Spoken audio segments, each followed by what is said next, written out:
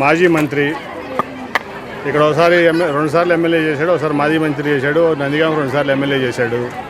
ఆయనే చెప్పాడు మీ అందరికీ ఏంటంటే పబ్లిక్గా చెప్పాడు, ఈ టికెట్ చంద్రబాబు నాయుడు గారు 100 కోట్లుగా 200 కోట్లుగా అమ్మేయాలని చూస్తున్నాడు, నాకు సీట్ ఇవ్వకుండా అని చెప్పి మాజీ మంత్రి దేవినేని ఉమామహేశ్వరరావు చెప్పాడు. అట్లాగే మన తిరుపతిరావు గారికి ఒక సామాన్య కార్యకర్త, ఈ పార్టీలో వైఎస్ఆర్సీపీ పార్టీలో ఒక సామాన్య కార్యకర్త, కమిటెడ్గా పనిచేస్తున్నాడు పార్టీ కోసం, ప్రజల కోసం. జెడ్పీటీసీగా బాగా పనిచేశాడు తన జెడ్పీటీసీ కాలంలో. అట్లాగే బడుగు బలహీన వర్గాలకు చెందినటువంటి యాదవ్ కులస్తుడు,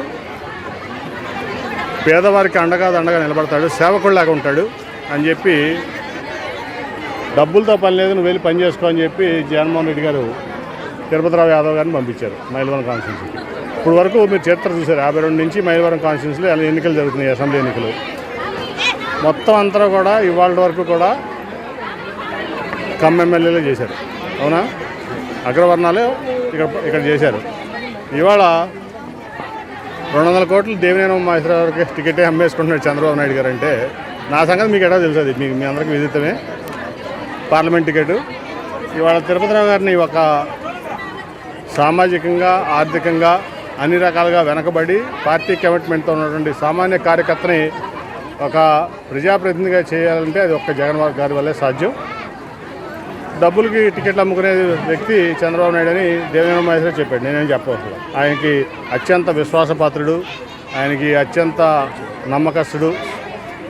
పెద్దబాబు ఆయన అయితే చిన్నబాబు అని మొన్నటి వరకు చెప్పుకున్న వ్యక్తి దేవినేని ఉమామహేశ్వరరావే చంద్రబాబు నాయుడు టికెట్ అమ్మేస్తున్నాడు, మైలవరం టికెట్ 200 కోట్లుగా అని చెప్పాడు. కాబట్టి ఈ రెండు కంపేరిజన్ చాలు. చంద్రబాబు గారు ఏంటి, జగన్మోహన్ రెడ్డి గారు ఏంటి. జగన్మోహన్ రెడ్డి గారు ప్రజలకు సేవకుడుగా ప్రజాప్రతినిధి ఉండాలి, నా కార్యకర్తనైనా పెట్టి నేను గెలిపించుకుంటా అనే ఒక వ్యక్తిత్వం జగన్మోహన్ రెడ్డి గారిది. నాకు డబ్బులు ఉంటే చాలు, ఎవరికైనా అమ్మేస్తాను సీటు, మీరు ఎన్ని సంవత్సరాలు ఈ పార్టీ కమిట్మెంట్గా ఉన్నా పర్లేదని చెప్పి అనే వ్యక్తి చంద్రబాబు నాయుడు. ఈ రెండింటిలో డిఫరెన్స్ మీకే తెలుస్తుంది. మీడియాకి గత రెండు దశాబ్దాలకు మీరు ఈ పార్టీలో ఉన్నారు కదా, ఒక 10 సంవత్సరాలు. ఈ 10 సంవత్సరాల చంద్రబాబు గారి గురించి మీరు చెప్పే విషయం చాలా చెప్తానే ఉన్నాను ఎప్పటికప్పుడు, ఇది వేసుకోండి వాళ్ళకి.